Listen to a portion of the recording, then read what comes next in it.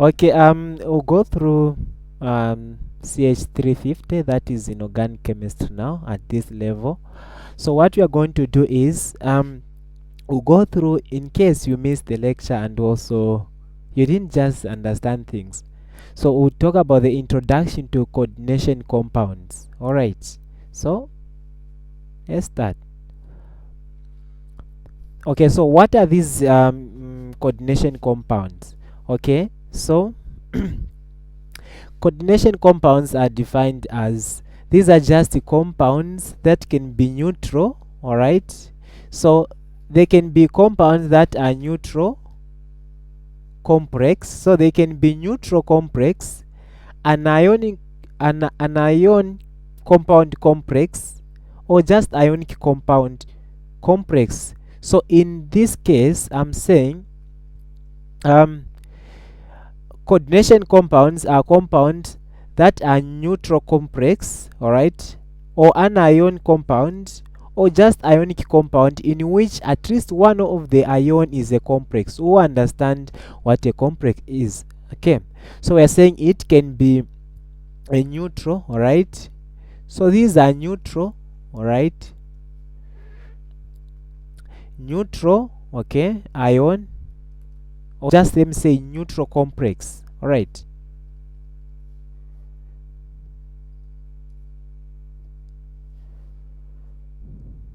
So coordination compounds are just neutral complex, all right.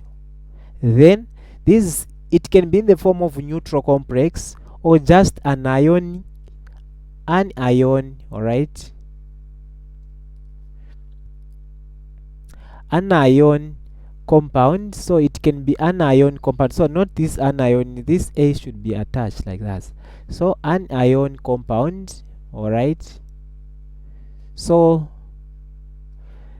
or, all right, ionic compound,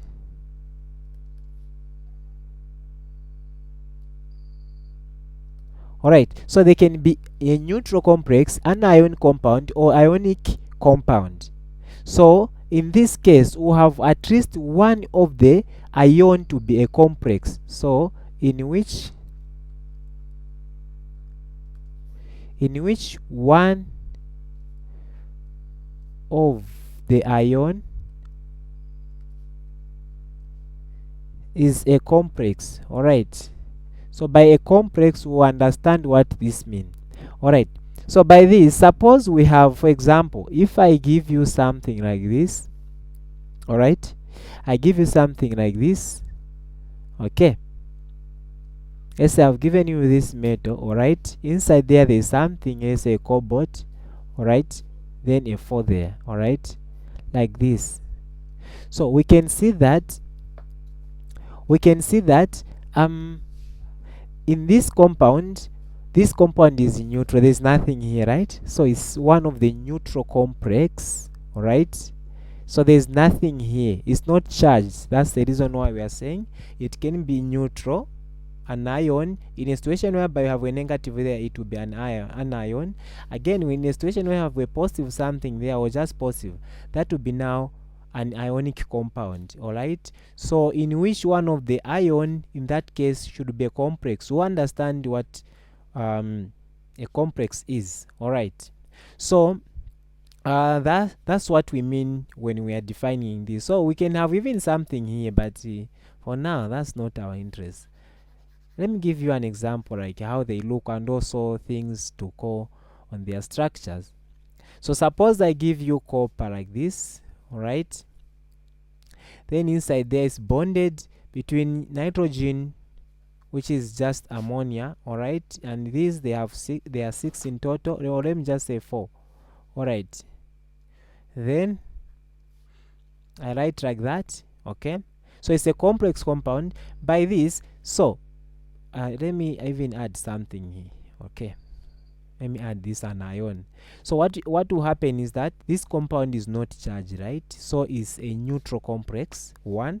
So the other thing is this metal you can see here, all right, this is what we call a central metal. So it's the one which will be bonded to these guys, 4 guys of what ammonia, All right, so it's a central metal. Okay, then this thing you're able to see, this sulfate, is what we call ionization sphere. So it will be there to ionize and also cause some just identity, or to know that this actually has gone this. We'll be using this to make some compounds, all right, or when we react this guy sulfate, then some identity will be produced and we'll be able to tell what type of complex we are working with. All right, then this number you can see there is what we call coordination number. All right, coordination number. All right, then the part that you are able to see, which will surround the metal, which is the central metal, it will be what we call the ligand. All right, hope that is clear. Then the whole thing that you can see there, all right, the whole thing that you can see inside the brackets is what we call coordination sphere. All right, so when you're asked to say what is coordination sphere, you just mention these. You can give an example and mention things that involve coordination sphere. All right, okay, so from there then what you are going to do is we have mentioned this coordination number. We are able to see ionization sphere. All right, we are able to tell that this is ionization sphere, coordination number is there, and also the ligand itself. So we'll be able to define now what a complex is and also everything like that. Okay, so let's talk about a complex. All right, so a complex is, now we said, is a central metal, right, which is the central atom. So we said coordination compounds are just compound that can be neutral complex, an ionic compound, or just an ion compound in which at least one of the ion should be a complex. So what is this complex I'm talking about? So a complex, all right, so a complex is just a central metal atom or just an ion. So the same copper you saw there on the previous page. All right, so this is now our what? Our complex. All right, so that's our complex. Now our complex will be a central metal, the one which will be surrounded by these ligands, which are what? Ammonia and just ammonia. All right, so a complex is a central metal. All right, so it's a central metal ion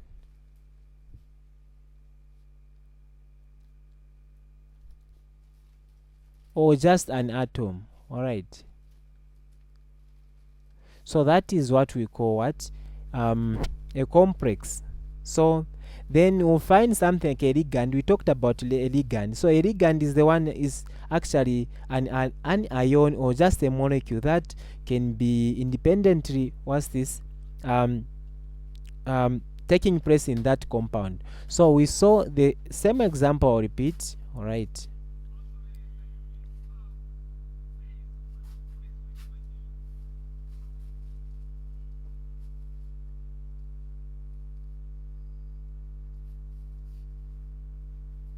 so we can see that this is a complex. All right, is the one which will actually involve all these ligands. So a ligand is just this thing you're able to see.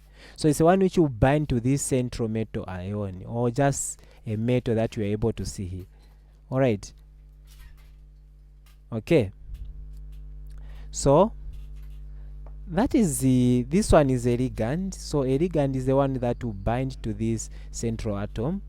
Okay, so for example, a ligand in fact exists independent. For example, it has its own what? Let me give you the structure of the Lewis structure of this guy called ammonia. So they will have what? Independent electrons there. Okay, so we are able to tell now to say a ligand is just an ion or a molecule that can have independent existence. So this is the case we are talking about. So a ligand will be just there. It will be there to distribute electrons. All right, So in this case, we can say, if suppose I draw this structure, all right, cobalt and ammonia there inside, all right, and with a coordination number of 6, then this is now an ionic compound. We'll see a charge on top there. All right, that's the reason why we are calling this one as a coordination compound.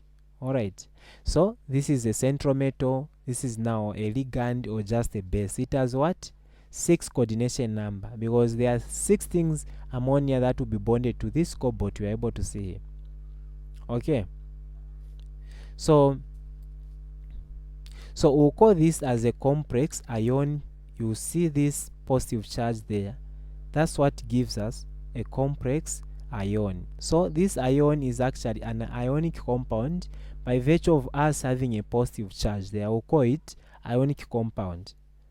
All right, so in this case, this charge is for cobalt. All right, so since cobalt is charging this, is lacking electrons. In short, it gave electrons, right? So we'll say this is a donor. All right, so it gave electrons. All right, so then the ammonia now, of course it has electrons, but it won't give in this case because it's not charged positive. All right, so what we'll do, this will call as is acceptor. All right, so being acceptor, we know the definition of Lewis acid, Lewis base. So in terms of Lewis, we'll define cobalt, which has donated some electron, as, because it is giving positive ions, we'll call it as what? Lewis acid. All right, this one will be what? Lewis base. So we can describe this in terms of using Lewis concept. So we'll see the one which will be giving electrons, and also the one which will be what? Receiving electrons. So just like that. So for that case, so for this case now, cobalt with 6 ammonia, so we'll have cobalt there. All right, so we'll have 6 ammonia there surrounded. All right, so we'll have ammonia there, all right.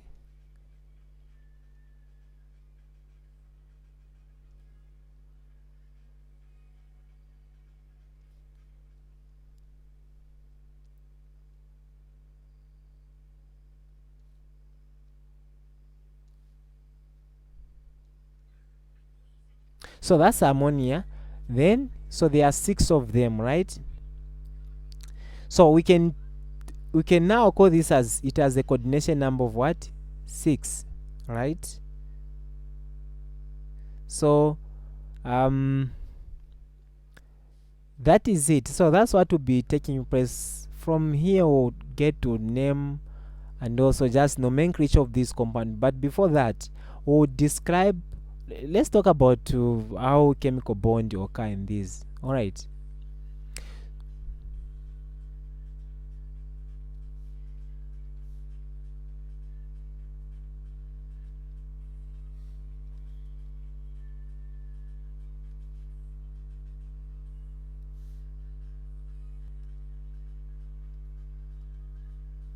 okay, so we'll get to know how chemical bond occur in this. So we have about 2 theories that talks about the bond in this one. The first theory that talk about the bond that take place in these guys is what we call Warner's theory.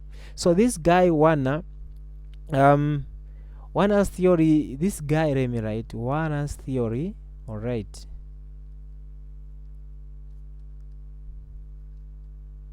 so this Warner's theory stated that, or just give a certain explanation to explain how bonds take place. So he said that there are 2 valence that metal possess. All right, so there are 2 types of valences that metal possess. So we have secondary, all right, and primary.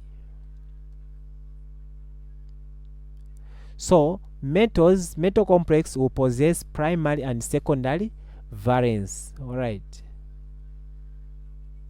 so suppose we have this complex copper, all right, then ammonia there, 6, all right, then calcium there, chlorine there, all right. Then now this guy said that there are 2 types of variance possessed by metal complex. So a metal complex I'm talking about is this cobalt. So the first, what is inside here, all right, let me start with this. He said this is what we call now a primary variance. So the primary variance here is what? 3. Then what is found here inside is what we call because we know variance are the one involved in what? In bonding, all right. So those electrons are the one involved in bonding. So those electrons we found, we call them variance, and they are the one in charge of the bonding. So he said there are 2 types of variance. There is what we call primary variance and also secondary variance. So a secondary variance is the one that you find inside. So this is now a secondary variance.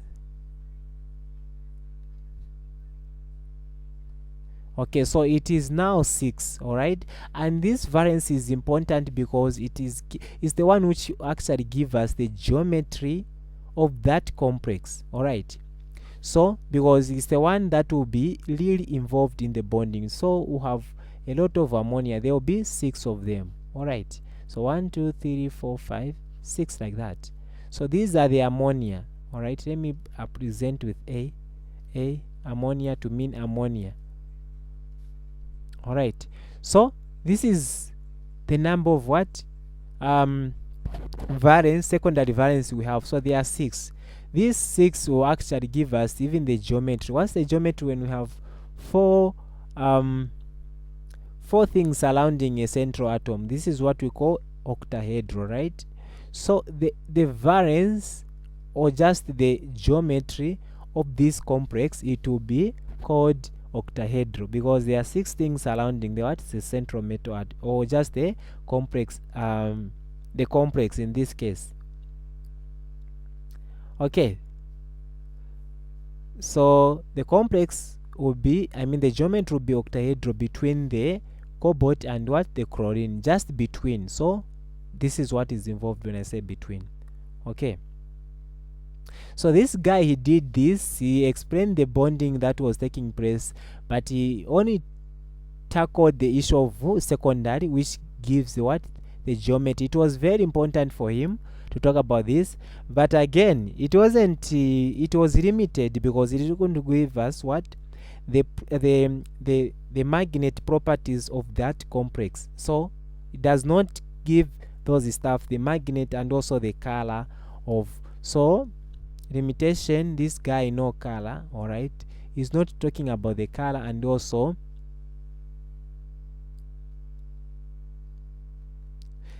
he didn't mention of the color and also just the paramagnetic or just the magnet property, all right. So he didn't talk about that.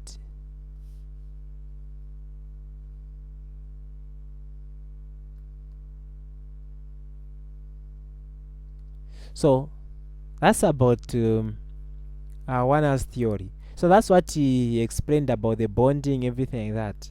Okay, so there's this again theory we learned, VBT, all right. So we learned VBT. That's just another theory that explains the bond that take place in these complexes, all right. So there is called valence bond theory, all right.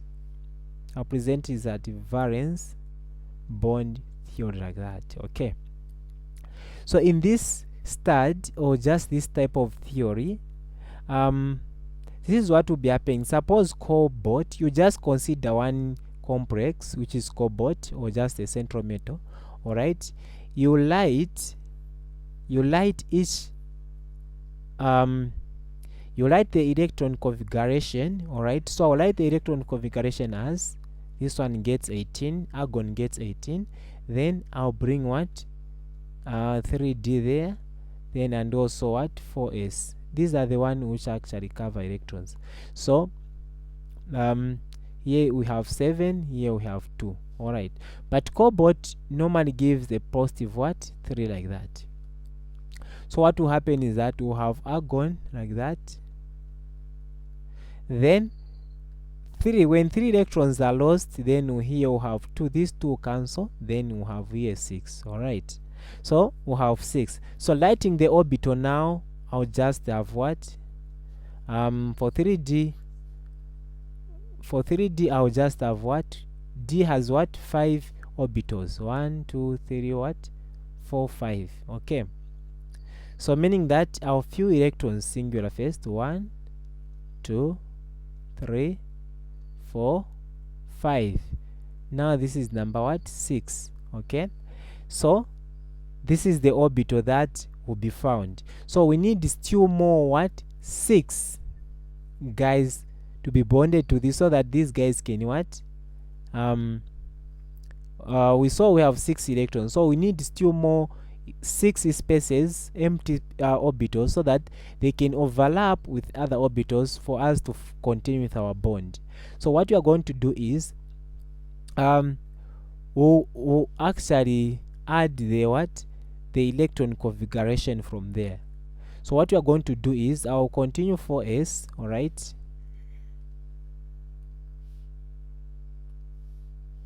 I'll continue with 4s the way electron configuration flows. So 4s, I'll be just lighting the orbitals, 4p, then 4d like that. Okay, so let me count. Here I have 2, so meaning here I'll put what, here I'll put 2. all right, then here I'll put 3.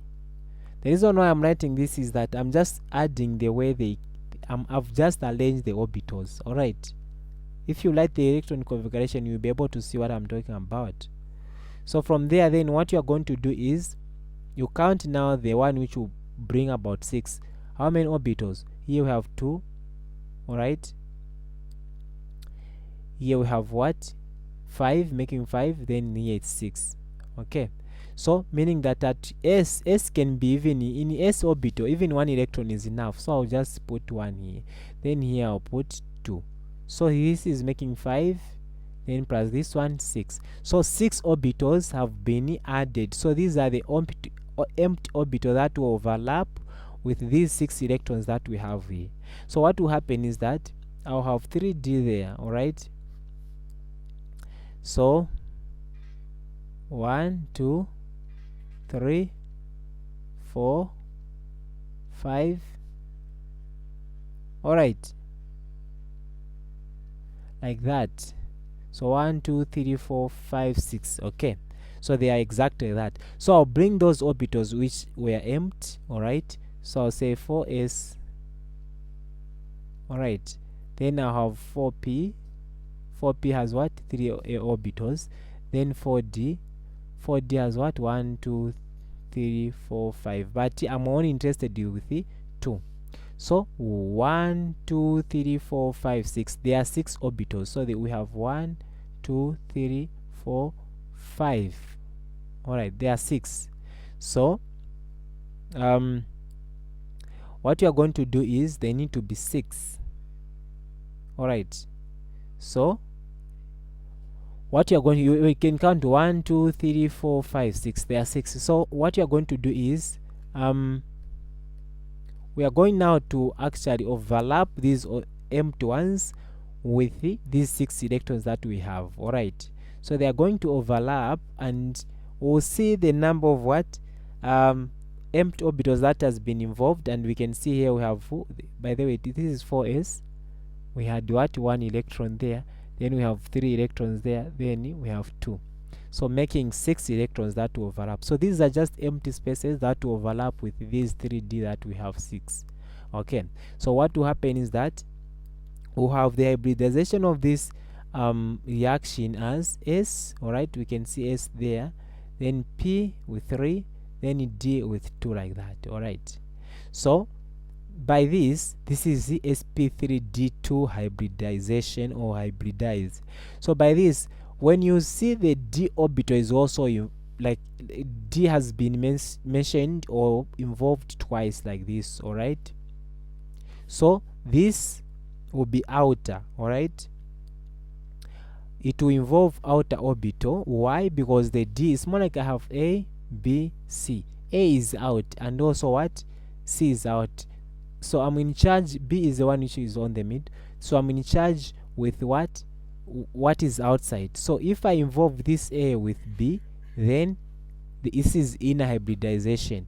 If I involve this A with C, that's outer hybridization. So meaning that when you see that D is mentioned or is involved again after just ending in the 3D, something like that, just know that you have the hybridization of what? Outer orbital. Alright? Because the other D has been also mentioned. Then in a situation whereby you have inner orbital, it's the situation whereby you just end here. Alright?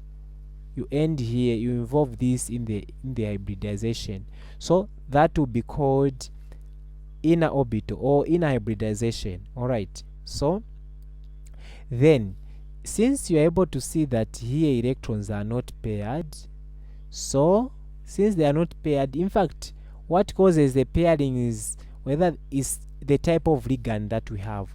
Like in the case of ammonia, ammonia is a strong ligand, cyanide is also a strong ligand. So these ones will be causing what? Pairing. Just that this is the case, but they always cause what?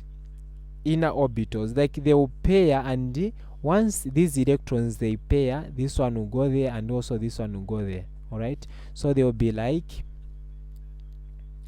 they will be in this or such type of orbit like that. Okay, and this is what we call diamagnetic. When they just pair electrons, when they pair, they are called diamagnetic. So in this case they didn't pair like as the way the question was. All right, so we'll call this as what? Paramagnetic, because they are not pairing, so it's called paramagnetic. And since it's paramagnetic, what will happen is that they'll have higher spin of what? Electron. So have higher spin. Then if they were pairing, like if they pair, it's more like they are filled in one orbital, so they can't spin like as fast as they can when they are just single. So they'll have, in a situation whereby it's diamagnetic, they'll have low spin.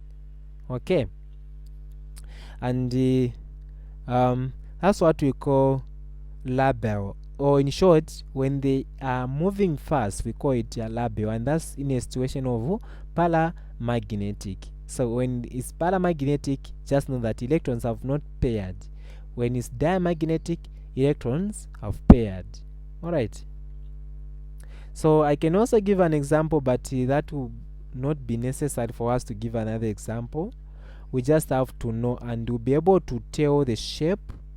Alright, so since the hybridization is this one, so it's 6 of them, right? So it will be called octahedral, because the hybridization is what? Steric number is 6.